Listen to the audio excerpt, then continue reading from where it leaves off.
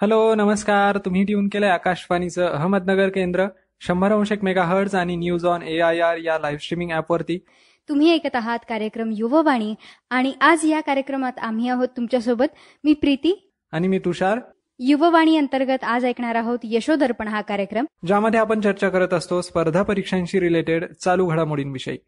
चला तर मग सुरुवात करूयात यशोदर्पणला वृत्तवेध या पहिल्या सेगमेंट पासून. वृत्तवेध घेते प्रीती. यशोदर्पण. यशोदर्पण.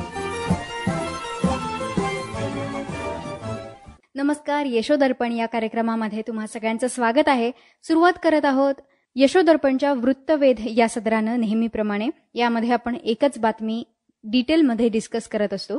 तर आजचा हा मुद्दा आहे वृत्तवेधमधला माहिती आणि तंत्रज्ञान कायदा 2000 सालचा. यातलं कलम 66 सध्या चर्चेत आहे. कलम 66 तर बघणार आहोतच, पण सुरुवातीला बघूयात की हे कलम सध्या अचानक चर्चेत का आलंय. अलीकडेच People's Union for Civil Liberties म्हणजे PUCL सर्वोच्च न्यायालयात हा मुद्दा उपस्थित केलाय की 24 मार्च 2015 सालीच हे कलम रद्द करण्यात आलेलं असतानाही या कलमानुसार आजही देशातल्या वेगवेगळ्या पोलीस स्टेशनमध्ये गुन्हे नोंद केले जात आहेत आणि सर्वोच्च न्यायालयानं याबद्दल आश्चर्य व्यक्त केलंय. देशभरात 6 वर्षांपूर्वी हे कलम रद्द झाल्यानंतरही तब्बल 1307 प्रकरणांची या कलमाअंतर्गत नोंदवण्यात आली आहेत. तर सुरुवात करूयात 17 ऑक्टोबर 2000 पासून. हा कायदा 17 ऑक्टोबर 2000 पासून अंमलात आलेला आहे. हा कायदा सायबर गुन्हे आणि इलेक्ट्रॉनिक माध्यमातून घडणाऱ्या व्यवहारांबद्दल आहे, जसे की नाव सजेस्ट करतं. 2008 मध्ये या कायद्यात एक दुरुस्ती झालेली होती आणि अत्यंत विवादास्पद असं कलम 66 हे नवीन कलम समाविष्ट झालं. वरवरचं सांगायचं तर कलम 66 अन्वये संगणक किंवा संवाद उपकरणाद्वारे एखादी व्यक्ती किंवा संस्थेविषयी जर एखादी आक्षेपार्ह पोस्ट टाकली तर संबंधित व्यक्तीला अटक करण्याची तरतूद होती. पण आपल्याला लक्षात घेण्यासारखी गोष्ट म्हणजे एखाद्या व्यक्तीला जे आक्षेपार्ह वाटतं ते दुसऱ्या व्यक्तीसाठी आक्षेपार्ह असेलच असं नाही. एखाद्या माणसाबद्दलच्या पर्सनल रागातून सुद्धा या कलमाचा गैरवापर केला जाऊ शकतो. आपल्या विरोधात मत व्यक्त करणाऱ्या लोकांचा आवाज दाबण्याचा प्रयत्न सत्ताधाऱ्यांकडून या कलमाच्या माध्यमातून करण्यात येत होता. या कलमान्वये तरतूद होती 3 वर्षांपर्यंत कारावास किंवा दंड किंवा दोन्ही. तर या कलमाबद्दल सर्वोच्च न्यायालयानं 24 मार्च 2015 रोजी श्रेया सिंघल विरुद्ध केंद्र सरकार या खटल्याच्या सुनावणी दरम्यान हे कलम 66 अनकॉन्स्टिट्युशनल असल्याचा ठपका ठेवला होता. घटनेच्या आर्टिकल 19(1) उपकलम A चं उल्लंघन करतो असं सुद्धा मत सर्वोच्च न्यायालयानं याबद्दल व्यक्त केलेलं होतं आणि हे कलम रद्द केलेलं होतं. संविधानातलं कलम 19 काय आहे आपल्याला माहिती आहे. भाषण स्वातंत्र्याबद्दल आहे. त्यातलं उपकलम 1A नुसार भाषण आणि अभिव्यक्ती स्वातंत्र्याचा हक्क आपल्याला दिलेला आहे. यानंतर परीक्षांच्या दृष्टीनं महत्वाचा मुद्दा म्हणजे श्रेया सिंघल यांची जनहित याचिका. 2012 मध्ये तत्कालीन शिवसेना प्रमुख बाळासाहेब ठाकरे यांचं निधन झालेलं होतं आणि मुंबईतली सगळी दुकानं बंद करण्यात आलेली होती. बंद पाळला गेलेला होता. जेव्हा फेसबुकवर या घटनेचा निषेध करायला सुरुवात झाली तेव्हा पोलिसांनी कलम 66 अंतर्गत अशा लोकांना अटक करायला सुरुवात केली आणि त्यावेळी श्रेया सिंघल यांनी सर्वोच्च न्यायालयात धाव घेतलेली होती. त्या कायद्याच्या विद्यार्थिनी होत्या आणि 66 या कलमावर आवाज उठवला होता. या कलमाबद्दल प्रश्न उपस्थित केलेला होता. तर असं हे प्रकरण आहे माहिती आणि तंत्रज्ञान कायदा 2000 सालचं 66. या अनुषंगानं आपण डिटेल बघणार आहोत. माहिती आणि तंत्रज्ञानाचा कायदा 2000 सालचा. यातली सगळी कलमं सांगणं तर अशक्य आहे, पण प्रश्न उत्तर स्वरूपात कदाचित हे फार लवकर लक्षात येईल. या कायद्याबद्दलचे मागे MPSCच्या परीक्षांमध्ये आलेले प्रश्न बघणार आहोत. आपण ज्या बातमीबद्दल ज्या कलमाबद्दल बोलतो आहोत कलम 66 याच्या अगदी जवळचं कलम 66 बद्दल प्रश्न आहे. माहिती तंत्रज्ञान अधिनियम 2000च्या कलम 66 यामध्ये कशाबाबत उल्लेख केलेला आहे. याचं उत्तर आहे ओळख चोरीबाबत शिक्षा. माहिती आणि तंत्रज्ञान अधिनियम 2000 या कायद्यामध्ये कोणत्या कलमामध्ये सायबर दहशतवादासाठी शिक्षेची तरतूद दिलेली आहे असा प्रश्न होता. याचं उत्तर आहे 3 कलम 66 फ या प्रकरणामध्ये सायबर दहशतवादासाठी शिक्षेची तरतूद आहे. 66 क 66 याबद्दल ऑलरेडी प्रश्न आलेला आहे. माहिती आणि तंत्रज्ञान अधिनियम 2000 या कायद्याअंतर्गत चौकशी काम पुढीलपैकी कोणती व्यक्ती करते असा प्रश्न होता आणि खाली काही ऑप्शन्स दिलेले होते. याचं उत्तर आहे पोलीस निरीक्षक. पोलीस निरीक्षक चौकशीचं काम पुढं चालू ठेवतं. सायबर दहशतवादासाठी या कायद्यामध्ये कोणत्या शिक्षेची तरतूद आहे असा सुद्धा एक प्रश्न आलेला होता. तर याचं उत्तर आहे की असा कारावास जो आजन्म कारावासापर्यंत असू शकतो, एवढा कारावास सायबर दहशतवादासाठी होऊ शकतो. कलम 66 वर आणखी एक प्रश्न आलेला आहे. माहिती आणि तंत्रज्ञान अधिनियम 2000च्या कलम 66 कंसात जुन्या कलम 66 नुसार संगणक यंत्रणेचा भेद करणं म्हणजे काय? हा एक मल्टीलायनर प्रश्न आहे. जनतेला किंवा कोणत्याही व्यक्तीला गैरहानी किंवा नुकसान पोहोचवण्याच्या दृष्टीनं संगणक साधन सामग्रीमध्ये असलेली माहिती नष्ट करणं याचा समावेश हॅकिंगमध्ये होतो. संगणकातली माहिती वगळणं किंवा त्यामध्ये बदल करणं, माहितीचं मूल्य किंवा उपयुक्तता कमी करणं किंवा तिच्यावर घातक परिणाम करणं याचा सुद्धा समावेश हॅकिंगमध्ये होतो. माहिती आणि तंत्रज्ञान अधिनियम 2000च्या जुन्या कलम 66 नुसार.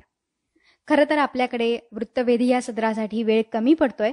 आपल्याला आणखी बरेच करंट अफेअर्स कव्हर करायचे आहेत. तर यातल्या कलम 66च्या आसपास असणाऱ्या कलमांबद्दलचे मागे आलेले प्रश्न आपण आज पाहिले. एकंदरीतच माहिती आणि तंत्रज्ञान हा कायदा सध्या चर्चेत आहे. त्यातल्या त्यात कलम 66 वर नजर असू द्या. वृत्तवेध हे सदर इथेच थांबवूयात. यानंतर ऐकणार आहोत राष्ट्रीय आणि आंतरराष्ट्रीय घडामोडी तुषारकडून. थँक्यू प्रीती. Hello again. आकाशवाणीच्या अहमदनगर केंद्रावरून तुम्ही ऐकताय यशोदर्पण युववाणी कार्यक्रमात. यशोदर्पणमध्ये यानंतरचा सेगमेंट आहे राष्ट्रीय आणि आंतरराष्ट्रीय चालू घडामोडींचा. पहिली घडामोड आहे कृषी क्षेत्राशी निगडीत. शेतकऱ्यांसाठी किसान सारथी या डिजिटल मंचाचा प्रारंभ झाला. कृषी आणि शेतकरी कल्याण मंत्री नरेंद्रसिंह तोमर आणि इलेक्ट्रॉनिक्स आणि माहिती तंत्रज्ञान मंत्री अश्विनी वैष्णव यांनी या डिजिटल मंचाचा प्रारंभ केला.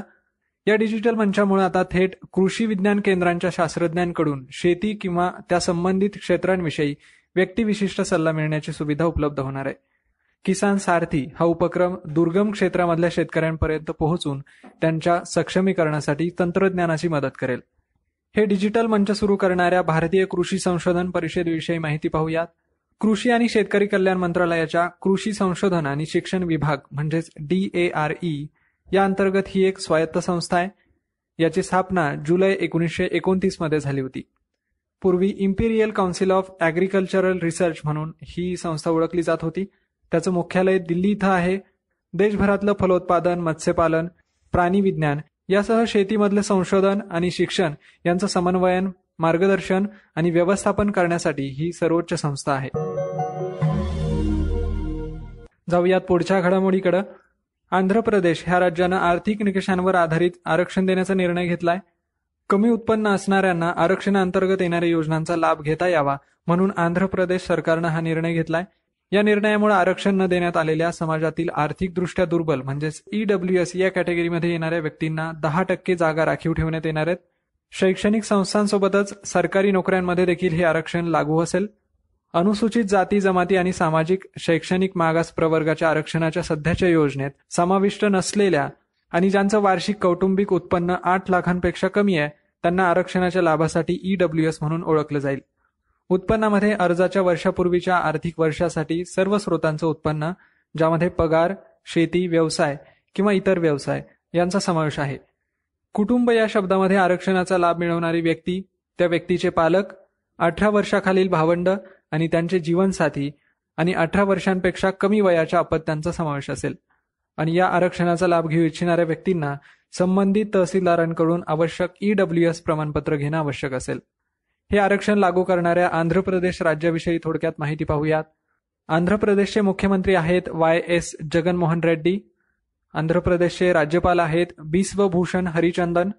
आंध्र प्रदेश हे भारतीय 28 राज्यांपैकी एक राज्य आहे, ज्याचा क्षेत्रफळानुसार भारतात 8वा क्रमांक लागतो.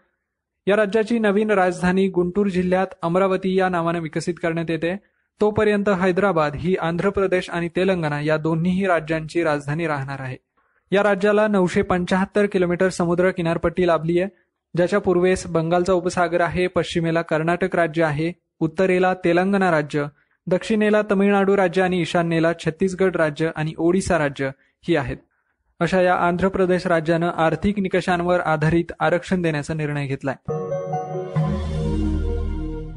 राष्ट्रीय आणि आंतरराष्ट्रीय चालू घडामोडींमध्ये यानंतर पाहूयात उमंग या ॲपमध्ये उपलब्ध केलेल्या एका नवीन सुविधेबाबत.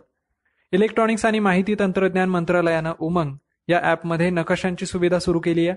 यासाठी मंत्रालयानं मॅप माय इंडिया या कंपनीसोबत सामंजस्य करार केलाय. यामुळे आता उमंग ॲपच्या सहाय्यानं भौगोलिकदृष्ट्या जवळपास असणाऱ्या मंडया, रक्तपेढ्या अशा वेगवेगळ्या सरकारी सेवा सुविधा केवळ एका बटनाच्या क्लिकवर शोधून काढणं नागरिकांना शक्य होणार आहे. इच्छित ठिकाणापर्यंतचं अंतर, दिशादर्शन, त्या ठिकाणी पोहोचण्यासाठी प्रत्येक वळणावर मार्गदर्शन करणाऱ्या सूचना ऐकू येणं आणि दृश्यात्मक मार्गदर्शन हे देखील यामध्ये शक्य होणार आहे. आणि अशा प्रकारे उमंग ॲपशी मॅप माय इंडिया जोडलं गेल्यानं नागरिकांची मोठी सोय होऊ शकणार आहे. हे उमंग ॲप काय आहे तर ते पाहूयात. उमंगचा लॉंग फॉर्म होतो unified mobile application for new age governance. हे मोबाईल ॲप भारत सरकारचं एकल, एकात्मिक, सुरक्षित, बहुविध, बहुभाषी आणि बहुसेवा मोबाईल ॲप आहे. ॲपमार्फत केंद्र आणि राज्य सरकारच्या विविध विभागाच्या उच्च प्रभावित सेवा प्रदान केल्या जातात. उमंगची निर्मिती इलेक्ट्रॉनिक्स आणि माहिती तंत्रज्ञान मंत्रालयाच्या राष्ट्रीय ई गव्हर्नन्स विभाग म्हणजेच NEGD यांनी केली आहे. त्याचं लोकार्पण 23 नोव्हेंबर 2017 रोजी करण्यात आलं होतं. ॲपवर सध्या 2039 सेवा आहेत, ज्यामध्ये 88 केंद्रीय विभागाच्या 373 सेवा, 27 राज्यांचे जे 101 विभाग आहेत त्यांच्या 487 सेवा आणि 1179 सेवा या उपयोगिता बिल देयकासंदर्भात उपलब्ध आहेत आणि यात देखील निरंतर वाढ होते. उमंग ॲपनं यापूर्वीच मॅप माय इंडिया माध्यमातून पुढील काही बाबतींमध्ये नकाशा सुविधा पुरवण्यास सुरुवात केली आहे, ज्यामध्ये आहे मेरा राशन. मॅप माय इंडियाच्या नकाशावर स्वस्त धान्य दुकानं पॉइंटरच्या स्वरूपात दाखवण्यात आली आहेत. उमंगच्या मदतीनं वापरकर्त्यांना त्यांच्या सर्वात जवळच्या दुकानापर्यंत पोहोचण्यासाठी दिशा कळू शकतात. त्यानंतरचं आहे ई नाम, ज्यामध्ये माझ्या जवळची मंडई, घाऊक बाजारपेठ ही सुविधा मिळत असल्यानं नकाशावर पॉइंटरच्या मदतीनं दिशा समजून तिचं ठिकाण नेमकेपणाने समजण्यास मदत होणार आहे. तिसरी जी सुविधा आहे ती दामिनी. विजांच्या लखलखाटासंबंधी धोक्याची पूर्वसूचना देणाऱ्या या सुविधेमुळे वापरकर्त्यांना काही मिनिटांपूर्वी वीज कोसळलेल्या जवळपासच्या भागाची दृश्य स्वरूपात माहिती मिळू शकते. पूर्वसूचना देणाऱ्या या यंत्रणेमुळे वीज पडणाऱ्या संभाव्य ठिकाणाची माहिती नकाशावर दिसू शकते. याबरोबरच ही नकाशा सुविधा आणखी काही सेवांसाठी सुरू करण्यात येणार आहे, ज्यामध्ये आहे ESIC अर्थात कर्मचारी राज्य विमा महामंडळ. या ॲपच्या वापरकर्त्यांना ESIC ची रुग्णालयं, दवाखाने अशी केंद्र नकाशावर दिसून दिशा समजणे शक्य होईल.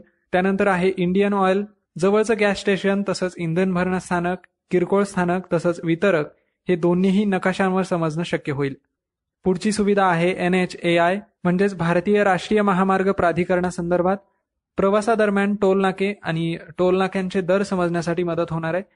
यानंतर आहे national crime records bureau NCRB अर्थात राष्ट्रीय गुन्हे नोंदणी संस्था. या अंतर्गत जवळपास असणाऱ्या पोलीस ठाण्याची माहिती आणि ठिकाण या नकाशावर मिळू शकणार आहे. आणि शेवटचं आहे प्रधानमंत्री ग्राम सडक योजना. या योजनेतील खराब रस्त्यांविषयीच्या तक्रारी नोंदवायच्या असल्यास मॅप माय इंडियाच्या मंचावरून तो विशिष्ट रस्ता निवडून तक्रार करणं शक्य होणार आहे. अशा या महत्त्वाच्या सुविधा आता उमंग ॲपमध्ये नकाशांची सुविधा सुरू केल्यामुळे उपलब्ध होणार आहेत. आकाशवाणीच्या अहमदनगर केंद्रावरून तुम्ही युववाणीमध्ये ऐकताय यशोदर्पण आणि यशोदर्पण मधला राष्ट्रीय आणि आंतरराष्ट्रीय चालू घडामोडींचा सेगमेंट सध्या सुरू आहे. यानंतर जाणून घेऊयात UNDP इक्वेटर प्राइज 2021 विषयी. 2 भारतीय संस्थांना UNDP इक्वेटर प्राइज 2021 मिळालाय. UNDPचा लॉंग फॉर्म होतो युनायटेड नेशन्स डेव्हलपमेंट प्रोग्राम.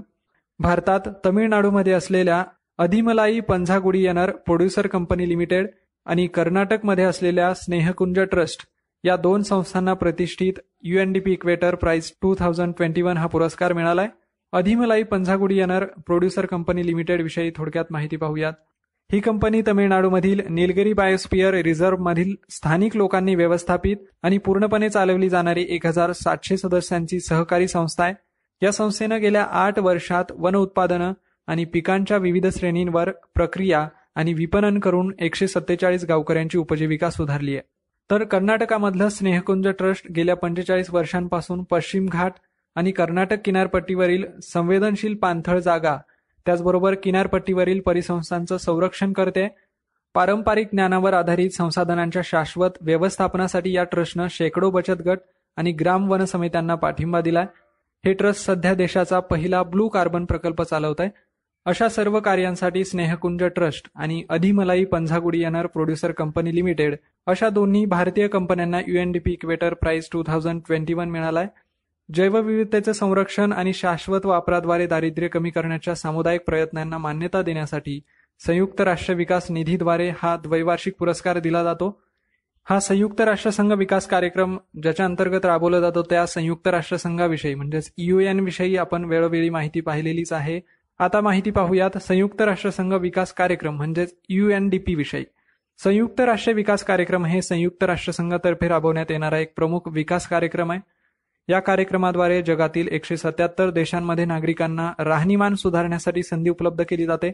हा कार्यक्रम संयुक्त राष्ट्रे आमसभेच्या 6 विशेष बोर्डांपैकी एक असून तो आर्थिक आणि सामाजिक परिषदेच्या म्हणजेच ECOSOC अखत्यारीत येतो. UNDP हा संयुक्त राष्ट्रसंघ आर्थिक आणि सामाजिक परिषद यांचा एक भाग आहे. UNDPची स्थापना 22 नोव्हेंबर 1965 रोजी झाली, ज्याचं मुख्यालय न्यूयॉर्क म्हणजेच अमेरिका इथे आहे. यानंतर राष्ट्रीय आणि आंतरराष्ट्रीय चालू घडामोडींमध्ये पाहूयात DRDO या संस्थेनं विकसित केलेल्या नव्या मिश्र धातूबद्दल. संरक्षण संशोधन आणि विकास संस्था म्हणजेच DRDOनं औद्योगिक पातळीवर एक उच्च क्षमतेचा, ज्याचं नाव आहे मेटास्टेबल बीटा टायटेनियम, हा मिश्र धातू संपूर्ण स्वदेशी पद्धतीने विकसित केलाय. हा मिश्र धातू DRDOच्या हैदराबाद इथं असलेल्या संरक्षण धातूविषयक संशोधन प्रयोगशाळा DMRL इथल्या संशोधकांनी विकसित केलाय. व्हॅनेडियम, लोखंड आणि ॲल्युमिनियम या धातूंच्या विशिष्ट मिश्रणातून हा मिश्र धातू तयार करण्यात आला असून त्याचा वापर विमानांमधल्या विविध रचनात्मक भागांच्या औद्योगिक पातळीवरच्या निर्मितीसाठी होणार आहे.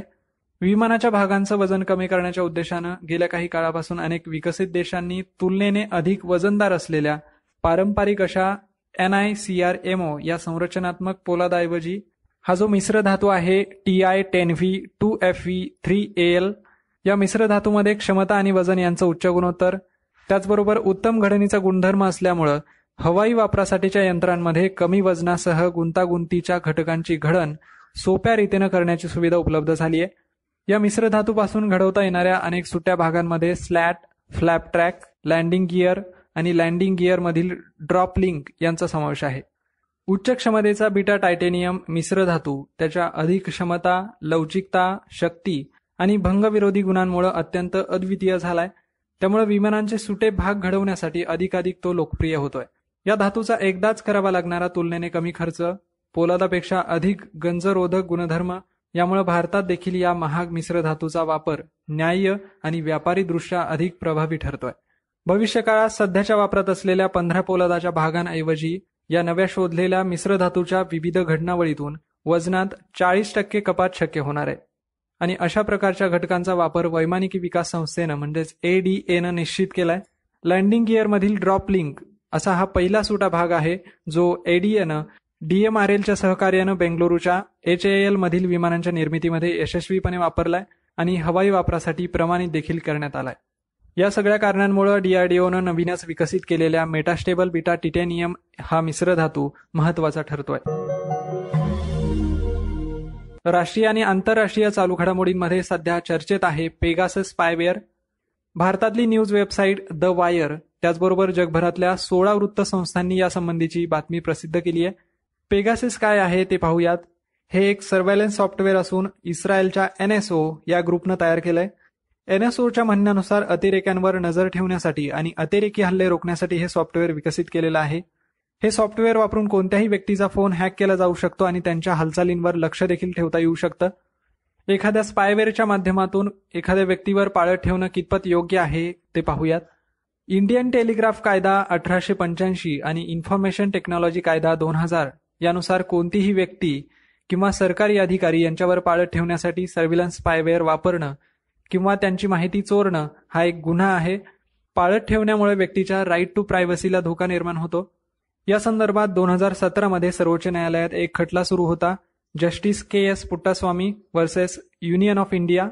या खटल्याच्या सुनावणी दरम्यान राईट टू प्रायव्हसी हा मूलभूत अधिकार असल्याचं म्हटलं होतं. म्हणजेच आपली माहिती गोपनीय ठेवण्याचा अधिकार आपल्याला घटनेनं दिलेला आहे आणि कुणी जर अशा प्रकारे आपल्यावर पाळत ठेवत असेल तर राईट टू प्रायव्हसीचं उल्लंघन होतं. मग अशी गोपनीयता म्हणजेच प्रायव्हसी संरक्षणासाठी सरकारनं कोणकोणते निर्णय घेतलेत ते पाहूयात. सायबर सुरक्षित भारत इनिशिएटिव्ह 2018 या अंतर्गत सायबर गुन्हेगारीविषयी जागरूकता आणि सुरक्षिततेच्या उपाययोजनांसाठी क्षमता वाढवण्याच्या उद्देशानं 2018 मध्ये याची सुरुवात करण्यात आली. National critical information infrastructure protection centre या राष्ट्रीय गंभीर माहिती पायाभूत सुविधा संरक्षण केंद्राची स्थापना करण्यात आली आहे. सरकारनं नॅशनल सायबर सिक्युरिटी पॉलिसी 2013 जारी केली, ज्या अंतर्गत अतिसंवेदनशील माहितीचं संरक्षण केलं जातं. त्यानंतर आहे Indian cyber crime coordination centre. Cyber क्राईमला प्रभावी पद्धतीने सामोरं जाण्यासाठीचा हा एक सरकारी उपक्रम आहे. त्यानंतर computer emergency response team India, Indian computer emergency response team म्हणजेच CERT इन ही भारतीय सायबर स्पेस सुरक्षित करण्याच्या उद्देशानं भारत सरकारच्या इलेक्ट्रॉनिक्स आणि माहिती तंत्रज्ञान मंत्रालयाची एक संस्था आहे. ही एक नोडल एजन्सी आहे जी हॅकिंग आणि फिशिंग यासारख्या सायबर सुरक्षाच्या धोक्यांशी संबंधित आहे. आणि शेवटचं म्हणजे इन्फॉर्मेशन टेक्नॉलॉजी ऍक्ट 2000, माहिती तंत्रज्ञान कायदा 2000 चे कलम 43, कलम 43A, कलम 66, कलम 66B, कलम 66C, कलम 66D, कलम 66E, कलम 66AF, कलम 67, कलम 67A, कलम 67B, कलम 70, कलम 72, 72A, 74 हे कलम हॅकिंग आणि सायबर गुन्ह्यांशी संबंधित आहेत. या होत्या राष्ट्रीय आणि आंतरराष्ट्रीय चालू घडामोडी. यशोदर्पणमध्ये यानंतरचा सेगमेंट आहे व्यक्तिवेध. तो ऐका प्रीतीकडून. धन्यवाद तुषार. राष्ट्रीय आणि आंतरराष्ट्रीय घडामोडी हे सदर तुम्ही ऐकलं आत्ताच तुषारकडनं.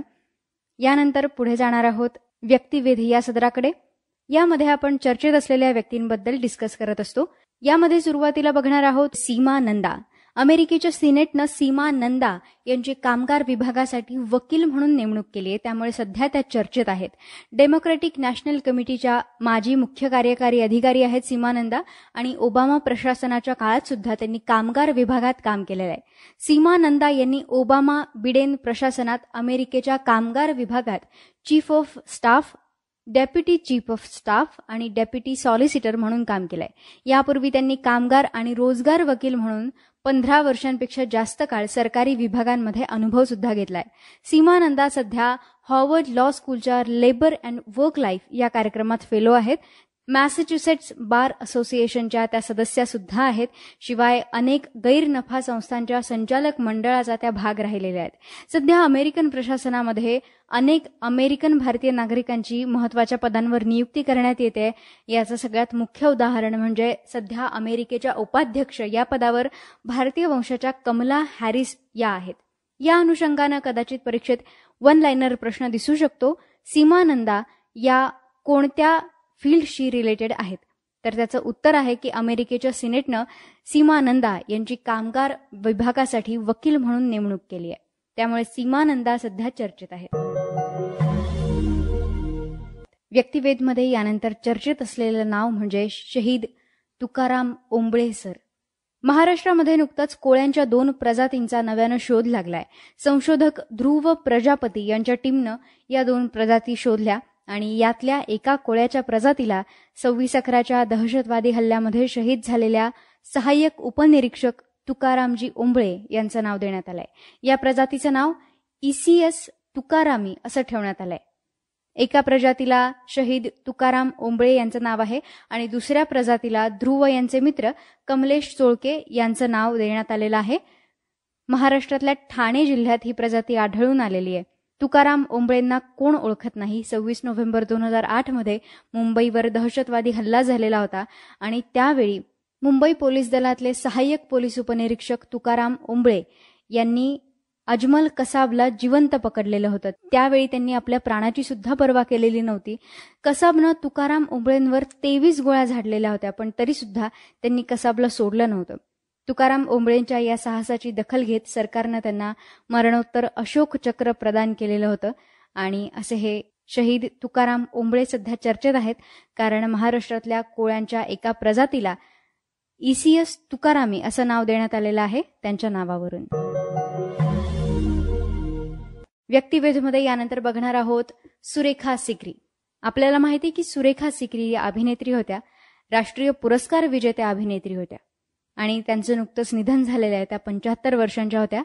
सुरेखा सिक्रींचा जन्म 1945 रोजीचा दिल्लीमधला होता. 1971 मध्ये त्यांनी नॅशनल स्कूल ऑफ ड्रामामधनं पदवी संपादन केली आणि नाटकं, मालिका, चित्रपट या सगळ्याच क्षेत्रांमधनं काम केलं. 78 सालच्या किस्सा कुर्सिका या चित्रपटातून त्यांनी या विश्वात पदार्पण केलेलं होतं. त्यांनी त्यांच्या कारकिर्दीत गोविंद निहलानी दिग्दर्शित तमस, मम्मो, सरदारी बेगम यांच्यासारखे अनेक चित्रपट केलेले होते. सुरेखा यांची सगळ्यात गाजलेली भूमिका बालिका वधू या मालिकेमधली होती आणि बधाई हो या त्यांच्या चित्रपटातली भूमिका प्रेक्षकांच्या विशेष पसंतीला आलेली होती. बधाई हो या 2018च्या चित्रपटामधल्या भूमिकांसाठी सर्वोत्कृष्ट सहाय्यक अभिनेत्रीचा राष्ट्रीय पुरस्कार सुद्धा त्यांना मिळालेला होता. याच प्रकारचा पुरस्कार त्यांना तमस आणि मम्मो या चित्रपटांसाठी सुद्धा देण्यात आलेला होता. 1989 सालच्या संगीत नाटक अकादमीचा पुरस्कार सुद्धा सुरेखा सिक्री यांना मिळालेला होता. तर अशा या ज्येष्ठ अभिनेत्री सुरेखा सिक्री यांचं नुकतंच निधन झालंय. व्यक्तिवेधमध्ये यानंतर बघणार आहोत डॉक्टर कदंबिनी गांगुली. डॉक्टर कदंबिनी गांगुली यांची नुकतीच 160वी जयंती झाली. डॉक्टर कदंबिनी गांगुली यांना आपण ओळखतो भारताच्या पहिल्या प्रशिक्षित महिला डॉक्टर म्हणून. कदंबिनी गांगुली या कलकत्ता मेडिकलमध्ये दाखल होणाऱ्या पहिल्या महिला सुद्धा होत्या. तिथून त्या 1886 साली पदवी संपादन करून बाहेर आल्या. वैद्यकीय सेवा तसंच भारतीय महिला हक्क चळवळीत त्यांनी सक्रिय भूमिका बजावली. 1989 मध्ये भारतीय राष्ट्रीय काँग्रेसचे पहिलं सगळं महिला शिष्टमंडळ स्थापन झालेलं होतं आणि या स्थापन करणाऱ्या 6 महिलांपैकी कदंबिनी गांगुली सुद्धा एक होत्या. कलकत्तामधनं वैद्यकीय पदवी घेतल्यानंतर त्यांनी स्त्रीरोगशास्त्रात विशेष अभ्यास केला आणि 3 अतिरिक्त डॉक्टरेट प्रमाणपत्र सुद्धा मिळवली. ही घटना त्यावेळी महिलांसाठी फारच दुर्मिळ होती. 1890च्या दशकात त्या भारतात परत आल्या आणि त्यांनी खासगी क्लिनिक सुद्धा सुरू केलं. अॅनी बेझंट यांनी आपल्या पुस्तकात कदंबिनी गांगुलींचं वर्णन सुद्धा केलंय.